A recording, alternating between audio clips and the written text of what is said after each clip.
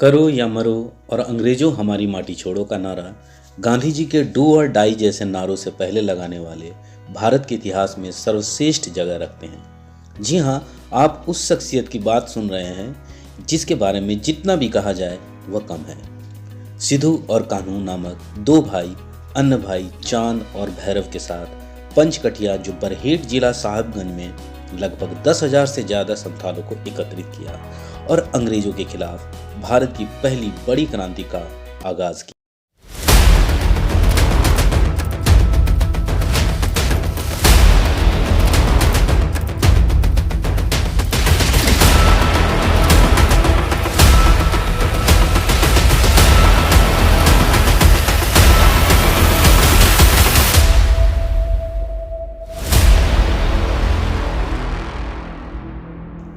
सिद्धू मुर्मू और कान्हू मुर्मू का जन्म एक छोटे से आदिवासी परिवार भोगनाडीह गांव में हुआ था। उनके पिता का नाम चुन्नी माझी था। इन भाइयों के साथ उसके दो बहनें भी संथाल विद्रोह में हिस्सा ली थी, जिसका नाम फूलो मुर्मू और झानो मुर्मू था। ऐसी कौन सी वजह रही होगी जिसके चलते आदिवासियों को ऐसा कदम उठाना पड़ा, इसलिए हमें इसके पृष्ठभूमि की तरफ जाना पड़ेगा। संथाल विद्रोह को समझने के लिए दामिनी कोह को समझना बहुत जरूरी है। दामिनी कोह क्षेत्र की योजना ऑगस्टस क्लीवलैंड द्वारा बनाई गई थी।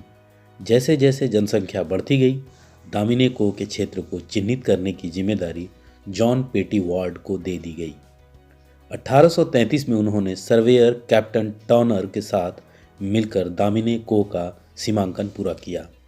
दामिनी कोह के तहत भागलपुर, मुर्शिदाबाद और बीरभूम के कुल 13,066.1 वर्ग मील क्षेत्रों का सीमांकन किया गया था।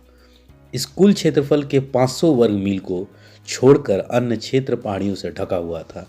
इस 500 वर्ग मील में 254 वर्ग मील कृषि योग्य भूमि थी और शेष 246 वर्ग मील वनों से आच्छादित थी। दामिनी कोह में संथाल ने 1790 और 1810 के बीच इस क्षेत्र में बस्तियां बनाना शुरू कर दिया। मानभूम, थालभूम, बाराभूम, पालामोस और हजारीबाग से बड़ी संख्या में संथाल दामिनी कोह में बसने के लिए पहुंचे। उन्होंने सोचा कि वे यहाँ शांति से रहेंगे। पूरे दिन वे कड़ी मेहनत करते थे, जंगल साफ करते थे, जंगली जानवरों को भगाते थे और बंजर भूमि को खेती योग्य बनाते थे। वे सुबह से शाम तक कड़ी मेहनत करते थे और शाम को वे अपने नृत्य और गाने का आनंद लेते थे। इस प्रकार उन्होंने घने जंगल में मानव सभ्यता का सूत्रपात किया।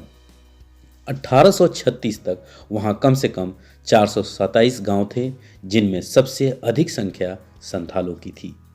1851 तक दामिनी कोह में 1437 गांवों में 82,795 संथाल रहते थे। शुरू में संथालों को यह जानकारी नहीं थी कि जमीन पर कर लगाया जाएगा। दामिनी कोह का सीमांकन करने के बाद श्री जेम्स पोटेंट को दामिनी कोह का राजस्व अधिकारी नियुक्त किया गया। लोगों ने उन्हें पलटिन साहब का उपनाम दिया। उनका कर्तव्य केवल राजस्व इकट्ठा करना था और पुलिस अधिकारी दरोगा उनकी सहायता करते थे। उनके पास दीवानी और फौजदारी मामलों को देखने का कोई अधिकार नहीं था। इसके लिए लोगों को देवघर या भागलपुर जाना पड़ता था। संथाल विद्रोह में भ्रष्ट व्यापारी और साहूकार की भूमिका बहुत अधिक रही, जिसके चलते ये विद्रोह का होना स्वाभाविक था। जैसे ही उस क्षेत्र में बस्ती पनपी, मैदानी क्षेत्र से गैर संथाली हिंदू लोग पहुंचे और संथाल गांव के पास अपनी बस्ती स्थापित की। संथाल लोग उन्हें दीकू कहते थे। दीकुओं ने उन क्षेत्र में अपना व्यवसाय स्थापित किया। आमतौर पर ये दीकू व्यापारी भ्रष्ट और कुटिल थे। वे चावल या अन्य फसलों के बदले नमक, मसाला, तंबाकू, सस्ते आभूषण आदि बेचते थे। ये दीकू व्यापारी दो अलग अलग प्रकार का वजन का उपयोग करते थे। एक भारी वजन जब वे संथालों से फसल खरीदते हैं और एक हल्का वजन जब वे बदले में सामान वापस देते हैं। कोई भी संथाल किसी फसल आढ़ती के पास कितनी भी फसल लेकर आए, उसका मूल्य कभी भी 20 सेर से अधिक नहीं होता। ये व्यापारी और फसल के सौदागर संथालों को तौलने में, गिनने में हर तरह से धोखा देते थे।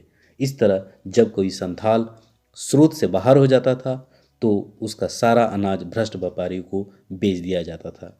तब उसे कुछ अनाज उधार लेने या कुछ पैसे उधार लेने के लिए फसल व्यापारी या साहूकार के पास जाना पड़ता था। अगले कटाई के मौसम में फसल व्यापारी उत्पादित फसल का बड़ा हिस्सा ले लेता था।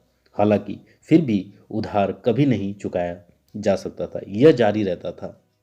साहूकार 50% से 500% ब्याज लेते थे।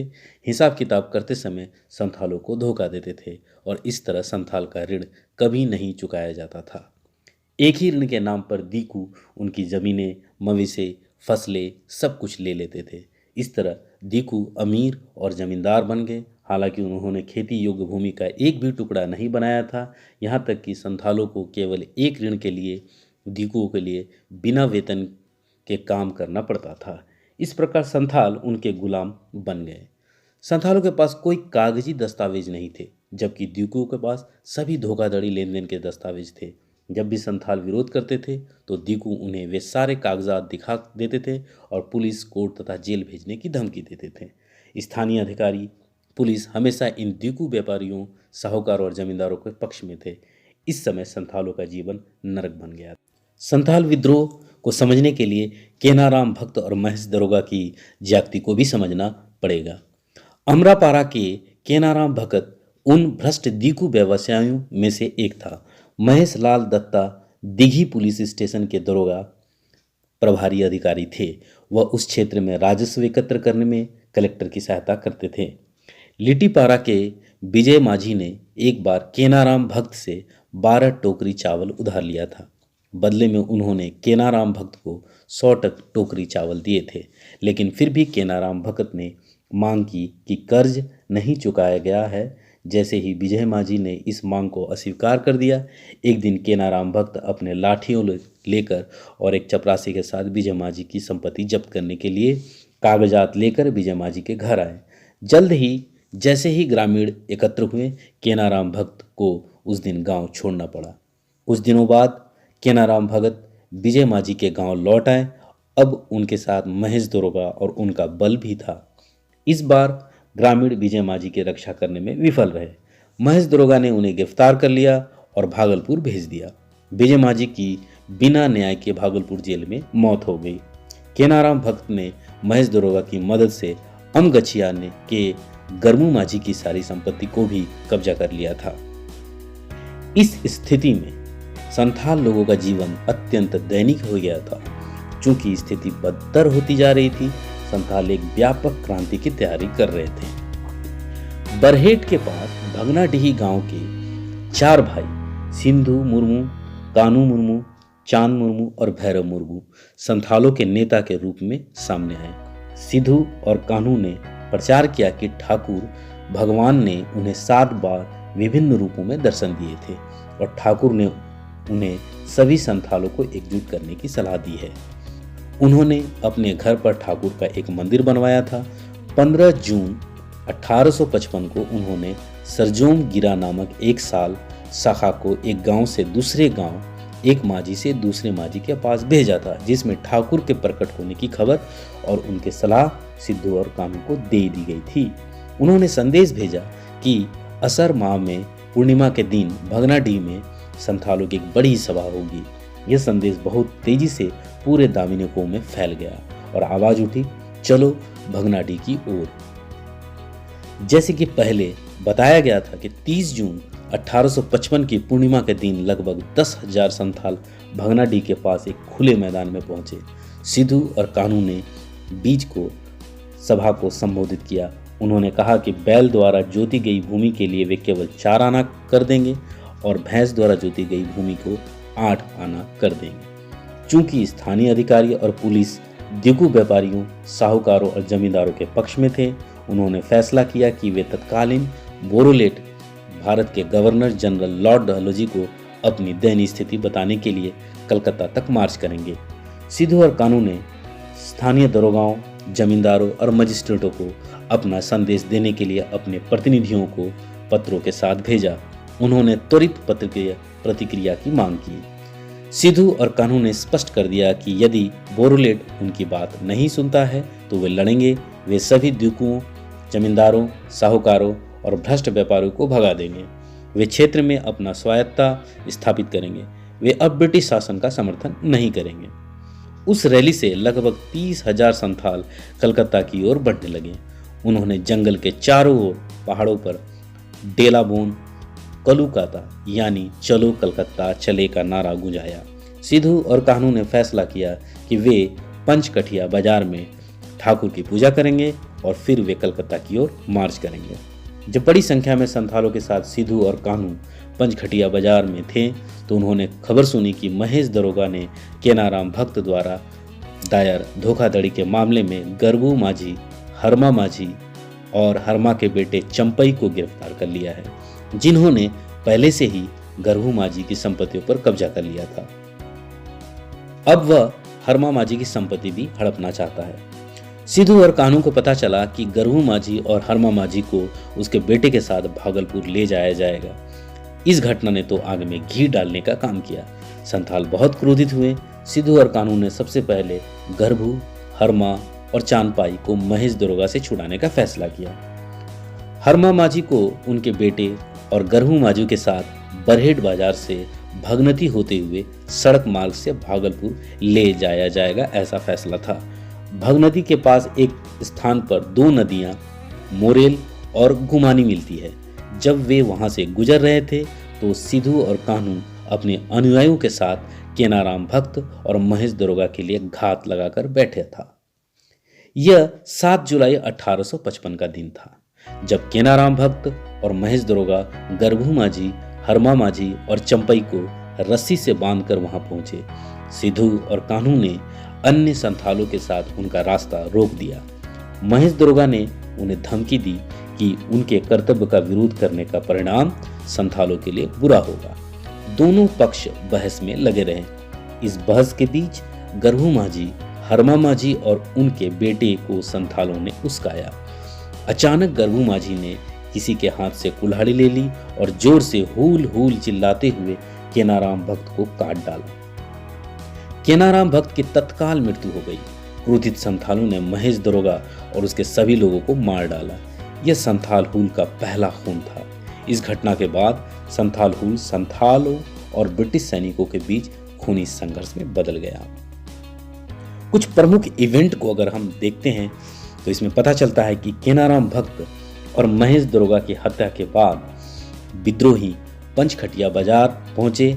यहाँ उन्होंने कुछ दीकू साहूकारों और व्यापारियों जैसे मणिक चौधरी, गोराचंद सेन, सार्थक रखित, निमाई दत्ता और हीरू दत्ता की हत्या भी कर दी। दारोगा और उनके लोगों की हत्या की खबर 8 जुलाई को भागलपुर के कमिश्नर श्री CF ब्राउन को मिली। इस दौरान विद्रोहियों ने कुछ और गांवों पर कब्जा कर लिया था। अब विद्रोही संथाल कैदियों को जेल से छुड़ाने के लिए भागलपुर की ओर बढ़ रहे थे। श्री ब्राउन ने मेजर बरोज को भागलपुर और राजमहल क्षेत्र की रक्षा करने का आदेश दिया। 11 जुलाई को मेजर बरोज अपनी सेना के साथ कालगा नामक स्थान पर पहुंचे। वहां से उन्होंने भागलपुर के कमिश्नर को लिखा कि उन्हें और सैनिकों की जरूरत है। तब भागलपुर के आयुक्त ने दानापुर छावनी की ओर अधिक सैनिक के लिए अपना खत लिखा। मेजर जनरल लॉयड को विद्रोह को नियंत्रित करने के लिए विशेष प्रकार की जिम्मेदारी दी गई। कर्नल बोर्ड को ब्रिगेडियर के रूप में पदोन्नत किया गया और उन्हें बांकुड़ा और बीरभूम जिले का प्रभार दिया गया। विद्रोह दबाने के लिए मुर्शिदाबाद से 500 घुड़सवार, 40 हाथी और 2 तोपें भेजी गई। दूसरी तरफ सिद्धू और कान्हू ने पाकुड़ राजबाड़ी पर हमला कर दिया। पाकुड़ के जमींदार पहले ही भाग चुके थे। पाकुड़ विद्रोहियों द्वारा तबाह कर दिया गया था। 13 जुलाई को बरहमपुर से 7वीं रेजिमेंट की एक बड़ी टुकड़ी कदम सायार पहुंची। तब विद्रोही महेशपुर की ओर बढ़ रहे थे। 15 जुलाई को पाकुड़ के पास तराई नदी के किनारे विद्रोहियों की 7वीं रेजिमेंट की टुकड़ी से मुलाकात हुई। संथाल विद्रोही अपने धनुष, बाण, कुल्हाड़ी और तलवार के साथ आग्नेयास्त्रों से लैस ब्रिटिश सैनिकों से लड़ने लगे। शीघ्र ही अनेक संथालों ने अपना सर्वोच्च बलिदान दे दिया। इस मारपीट में नेतृत्व कर रहे 4 भाई भी घायल हो गए। त्रिभुवन और मानसिंह मांझी के नेतृत्व में विद्रोहियों ने दुमका के निकटवर्ती क्षेत्र में कई नीलकुठियों को नष्ट कर दिया और कई व्यापारियों को घर को लूट लिया। 16 जुलाई को मेजर बरोज कई अन्य सैन्य अधिकारियों के साथ बड़ी संख्या में सैनिकों को लेकर प्यालपुर पहुंचे। प्यालपुर के पास एक घाटी थी। उस घाटी की दूसरी ओर संथालों ने पहले से ही कई शिविर स्थापित कर लिए थे। चंद्राई माझी ने एक शिविर की कमान संभाली और उन्हें पाराकोल के श्याम परगना पिपरा गांव के संथालों द्वारा सहायता प्रदान की जाएगी। गर्भू माझी और विक्रम माझी दो अन्य शिविरों के प्रभारी थे। इन सभी शिविरों के पीछे सिद्धू और कानू की मुख्य सेना तैनात थी। जब मेजर बरोज घाटी पार कर शिविर के पास पहुंचे तो संथालों ने उन पर हमला कर दिया। हमला इतना तीव्र था कि मेजर बरोज को सुदृढ़ीकरण के लिए संदेश भेजना पड़ा। सैनिकों के अन्य समूह ने पारकोल पर हमला किया। पिपरा के संथाल वहां पहुंचे। एक असमान लड़ाई के बाद कई संथाल मारे गए और एक नेता श्याम परगना ने उस लड़ाई में अपनी जान दे दी। श्याम परगना की मृत्यु के बाद संथाल बहुत क्रोधित हो गए। उन्होंने अपनी पूरी शक्ति से मुकाबला किया। वे अपनी आखिरी सांस तक लड़े। इस लड़ाई में कई ब्रिटिश सैनिक मारे गए और एक ब्रिटिश अधिकारी मेजर स्टुअर्ट घायल हो गए। जल्द ही भारी बारिश शुरू हो गई और ब्रिटिश सैनिकों को उस दिन पीछे हटना पड़ा। 21 जुलाई को कटना गांव के पास सशस्त्र पुलिस बलों के साथ विद्रोह की लड़ाई फिर से हुई। इस मारपीट में पुलिस को पीछे भी हटना पड़ा। 23 जुलाई को विद्रोहियों ने गणपुर बाजार पर कब्जा कर लिया, जहां कई भ्रष्ट अधिकारियों की बस्ती थी। 24 जुलाई को बरहेट बाजार के पास कानू और चांद की ब्रिटिश सैनिकों से मुठभेड़ हो गई। आग्नेयास्त्रों के सामने संथाल अधिक देर तक लड़ने में असमर्थ थे, इसलिए संथाल खुद को जंगल के अंदर ले गए। ब्रिटिश सैनिकों ने बरहेट बाजार को अपने नियंत्रण में ले लिया और कई संथाल गांवों को नष्ट कर दिया। कई संथालों को अंधाधुंध मार डाला। 29 जुलाई को कैप्टन सेरविल ने 40वीं देसी पैदल सेना की एक बड़ी टुकड़ी के साथ संथालों के दर्जनों गांवों को नष्ट कर दिया। लेफ्टिनेंट गॉर्डन, लेफ्टिनेंट रूबी ने कई संथाल गांवों को नष्ट कर दिया। गांव के गांव नष्ट कर दिए गए। संथाल जंगलों के अंदर चले गए। इस विद्रोह को नियंत्रित करने के लिए नदिया डिवीजन के आयुक्त श्री SC बिडवाल को विशेष आयुक्त के रूप में नियुक्त किया गया था। 17 अगस्त को सरकार ने एक उद्घोषणा जारी कर संथालों से आत्मसमर्पण करने का आग्रह किया, लेकिन संथालों ने इसकी परवाह नहीं की।